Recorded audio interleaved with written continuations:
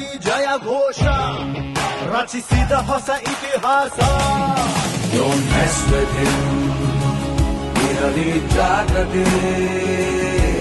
Don't mess with him, ಇವನು ದಂತಕಥೆ. Don't mess with him, ಎಲ್ಲರೂ ಜಯ ಘೋಷ.